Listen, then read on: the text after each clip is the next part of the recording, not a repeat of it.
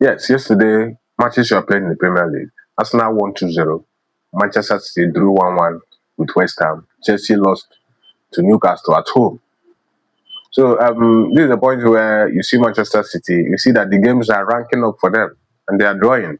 This is not the Manchester City we used to know. This is not the Pep Guardiola we used to know. This is a Manchester City that these are the moments they drive joy. They like the pressure. They live in the moments. But it seems like the pressure is getting on them.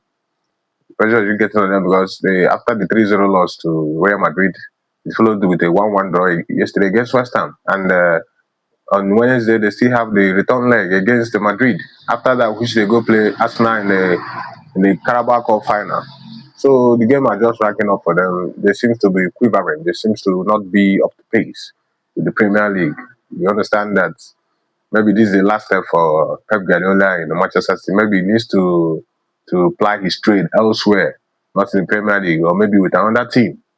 So you must not always win the league. Arsenal have suffered. They have come second, 3 times in a row. At least, let me say, it's their time. It's their time. Manchester City cannot keep on winning all the time. That's just the truth. We must accept the truth. For Chelsea, they seem they don't want to qualify for the Champions League. I don't know what they are doing. I don't know what they are doing.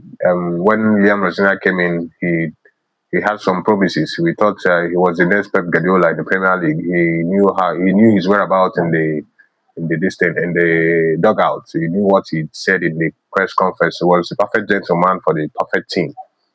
But after losses to PSG, to Arsenal, and now against and the near losing, he nearly lost that game against Wrexham. Now he lost again to Newcastle at home.